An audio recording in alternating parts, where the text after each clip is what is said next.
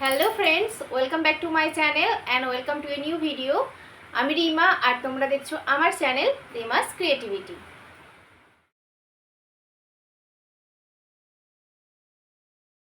আজকে তোমাদের কাছে চলে এসেছি একটা নতুন অন্য আরও একটা টপিক নিয়ে। সেটা হচ্ছে আজকে তোমাদেরকে একটা জিনিস শেয়ার করব, সেটাতে কি কি কাজ হয় না হয় সেটা সম্পর্কেও তোমাদেরকে জানাবো। এই ভিডিওটা করার একমাত্র উদ্দেশ্য হচ্ছে যে যারা অনেকেই আছো যে এই জিনিসটা কিনেছো কিন্তু জানো না যে ওটা কিভাবে ইউজ করতে হয় বা কিছু, তো সেটা সম্পর্কে ডিটেলসে আজকে তোমাদেরকে জানাবো।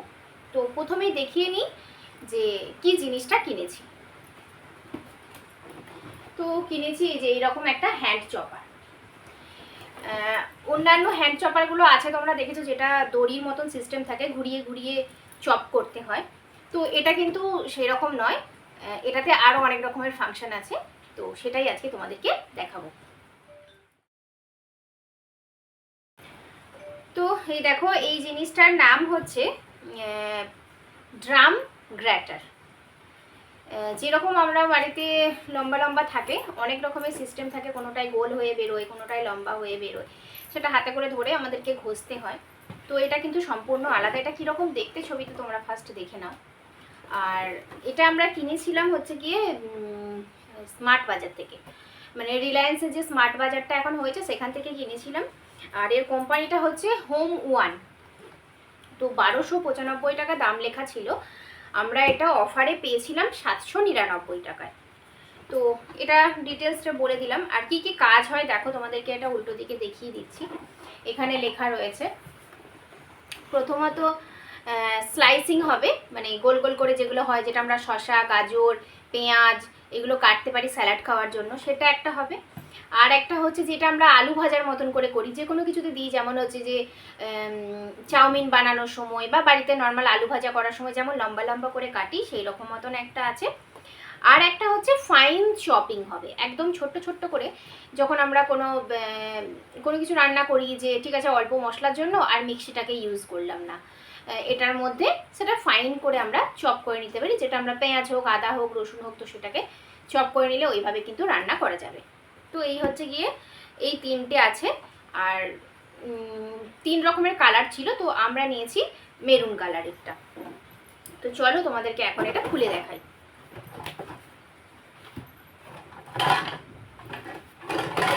তো এই দেখো, সব কটা কিন্তু আলাদা আলাদা করে ভাগ ভাগ করে দেওয়া আছে। এটা একটা দেখতে পেয়েছো, এই একটা হ্যান্ডেল, আর এই একটা জিনিস, সবগুলো কিন্তু আলাদা আলাদা করে ভেঙে ভেঙে দেওয়া আছে। তো সেটাই আমি কিভাবে একটা সেটিং করতে হয় সেটা তোমাদেরকে দেখাবো, আর সেটিং করার পর কিভাবে কাজ হয় সেটাও দেখাবো। আর এই একটা জিনিস আছে যেটাকে প্রেস করে ওর মধ্যে দিয়ে কাজটা করতে হয়। আর যে 3টে ব্লেডের কথা বলছিলাম তোমাদেরকে, সেই 3টে ব্লেড দেখো এখানে রয়েছে। তো 3টে ব্লেডের মধ্যে এটাতে এই যে স্লাইসগুলো হয়, এটাতে আলু ভাজার মতন দেখো, এটার বড় বড় ফুটো আছে, এটার মাধ্যমে হয়। আর এটা একদম ফাইন চপ হয়, ছোট্ট ছোট্ট করে কাটা যায়, সেটা তোমরা লম্বাও কাটতে পারো বা গোল করে, ফাইনলি চপ হবে। তো এই 3টে জিনিস, এরপরে কি করে সেটিংস করতে হয় সেটা তোমাদেরকে দেখিয়ে দিই চলো। তো এখানে দেখো, এই যে দেখতে পাচ্ছ এইখানে যে ফুটোটা আছে, সামনে থেকে দেখাচ্ছি দেখো, এর মধ্যে এটাকে ঢোকাতে হবে। তো এই রকম ধরনের সিস্টেম দেওয়াই আছে, এটা এর মধ্যে ঢোকাতে হবে। তো কি করতে হবে, এইভাবে এটাকে ঢোকাতে হবে। ঢোকানোর পরে এই যে পিছনেরটা আছে, এটার আওয়াজ হবে। আওয়াজটা নিশ্চয়ই পেয়েছো তোমরা, মানে এটা লক হয়ে গেল। এটাকে আমি যতই টানি এরপরে কিন্তু আর খুলবে না, ঠিক আছে। এই যে লকের সিস্টেমটা, যখন এটা লাগানো থাকে না তখন এটা রিলিজের দিকে থাকে, আর যখন এটা লক হয়ে যায় তখন এটা অটোমেটিক এদিকে ঘুরে যায়, সেই জন্য এখানে আওয়াজটা হয়। তো এই হয়ে গেল এটার লাগানোর সিস্টেম। এরপরে কি করতে হবে, যেটা দিয়ে আমরা করতে চাই, সেটা আমি ফাইন চপটা করতে চাই বা এইটা করতে চাই অথবা এটা, যেটাই করতে চাই সেটা আমরা ফার্স্টে এর মধ্যে লাগাবো। তো কি করতে হবে, এটাকে এইখানে ঢোকাতে হবে। এই যে ফাঁকটা দেখতে পেয়েছো, এটা এখানে ঢোকাতে হবে। এই দিকে যেন এর মুখটা বের হয়, এদিকে এটা বের হবে। তারপরে এই যে আমি হাতলটা বলেছিলাম তোমাদেরকে, এই হাতলটা এর মধ্যে এখানে লাগাতে হবে। সেই জন্য আগে এই দিকটা ভালো করে ধরতে হবে, না হলে হাতলটা লাগানো যাবে না। তো হাতলটা খুব সহজেই এর মধ্যে লেগে যাবে। হাতলটা লেগে যাওয়ার পরেও এইখানে দেখো আরও একটা সুইচ আছে, যখনই লেগে যাবে তখনই এই সুইচটাও কিন্তু আওয়াজ হবে, মানে এটাও লক হয়ে যাচ্ছে। এরপরে আমি যতই ঘোরাই না কেন তখন কিন্তু এটা খুলে যাবে না।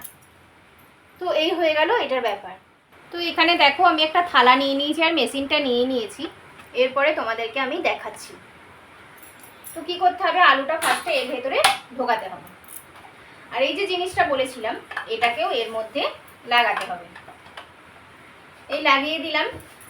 এরপরে এটাতে চাপ দেব আর এই হ্যান্ডেলটা ধরে ঘোরাবো। একদম ইজি, খুব সহজেই ঝটাপট হয়ে যাবে। তো দেখো তোমাদেরকে দেখিয়ে দিচ্ছি কেমন সুন্দর সুন্দর গোল গোল আলুর পিস বেরিয়ে চলে এসেছে। তো এই একটা তোমাদেরকে দেখালাম, আরও একটা দেখাচ্ছি। আর বাকি যেগুলো থাকবে সেগুলোই ভেতরে ঢুকে থাকে, সেইগুলোকে হাতে করে বের করে নিলেই হয়ে যাবে। তো বাড়িতে যখন কোনো গেস্ট আসবে, খুব তাড়াতাড়ি কোনো কিছু বানানোর ব্যাপার থাকবে, তোমরা কিন্তু এটা একটা কিনে রাখতে পারো, তাহলে তোমাদের বাড়িতে খুব হেল্প হয়ে যাবে। খুব তাড়াতাড়ি এটা কিন্তু কাজ হয়ে যায় আর সহজেই কিন্তু গেস্টদেরকে তোমরা দিয়ে দিতে পারবে। তো এই হয়ে গেল একটা জিনিস। বাকি আরও একটা তোমাদেরকে আমি দেখিয়ে দিচ্ছি। তো এরপরে এটাকে আমি খুলবো, সেটা তোমাদেরকে সিস্টেমটা দেখাই। এই যে লকটা হয়ে গেছিলো বললাম, এই লকটাকে টিপে ধরলেই, এটাকে টান মারলেই এটা খুলে যাবে। এই যে লকের সিস্টেমটা আছে এটাকে নিচের দিকে নামিয়ে ধরতে হবে, তাহলে কিন্তু এটা খুলে যাবে। তো ওটা তো খুলে গেল। এরপরে এটাকে পরিবর্তন করার পালা, না হলে তো আমি অন্যটা দেখাতে পারবো না, সেই কারণে তোমাদেরকে আরও দেখিয়ে দিলাম। তো এটা আমি খুলে রেখে দিচ্ছি। এরপরে জাস্ট ফাইন চপটা তোমাদেরকে দেখাচ্ছি। সেই জন্য কি করব, এইটাকে ঢুকিয়ে রেখে দিলাম, ঢুকিয়ে দিলাম। এরপরে আমি এটাকে আবার লাগালাম, আওয়াজ হলো, মানে এটা লক হয়ে গেল। এরপরে আমি আরও একটা আলু নেব, যেগুলো আমি আগে থেকেই কেটে রেখেছি যাতে ভিডিওটা বড় না হয়ে যায়, তো ছাড়িয়েও রেখে দিয়েছি। এই আলুটাকে এর মধ্যে ভরবো, আবার সেম প্রসেসে এটাকে লাগাবো আর এইভাবে ঘোরাতে থাকবো। তাহলেই দেখো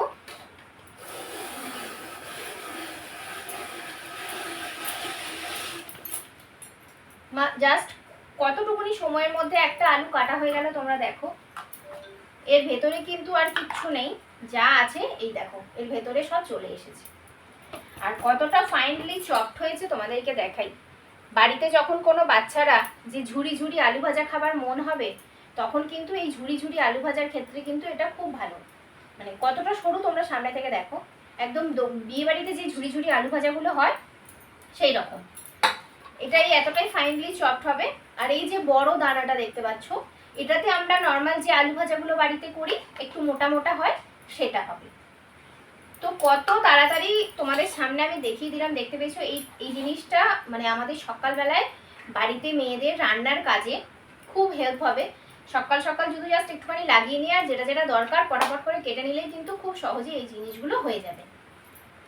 তো এখানে কিন্তু বলে দেওয়া আছে যে কি কি করতে পারবে। এখানে দেখিয়েছে যে আলু, শসা, পেঁয়াজ, তারপরে ওরিও বিস্কুট গুঁড়ো করাও যাবে, আরও তার সাথে বাদাম দিয়েছে, চিজ দিয়েছে, গাজর দিয়েছে।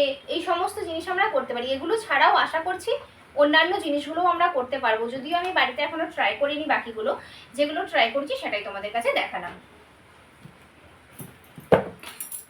হয়তো ভিডিওটা করার সময় আমার মাথাটা কেটে গেছে, জানি না কতটা কি এসেছে। এর থেকে বেশি আমার স্ট্যান্ডটা ওপরে উঠছিল না, তাই এতটা কিছু দেখাতে পারলাম না। আশা করছি তোমাদের এটা ভালোই লেগেছে যে এই সিস্টেমটা তোমাদেরকে বললাম। তো তোমরা চাইলে এটা নিতে পারো। আর এটা এছাড়াও এরকম ধরনের একটা ইনস্ট্রাকশন এর ভেতরে দেওয়া থাকে, যেটাতে কিভাবে লাগাতে হবে, কোনটার পর কোনটা লাগাতে হবে, কোনটাতে কি কাজ হয়, সমস্ত কিছু এই ডিটেলস এখানে দেওয়া আছে। তো তোমরা এখান থেকেও সেটা দেখে নিতে পারো।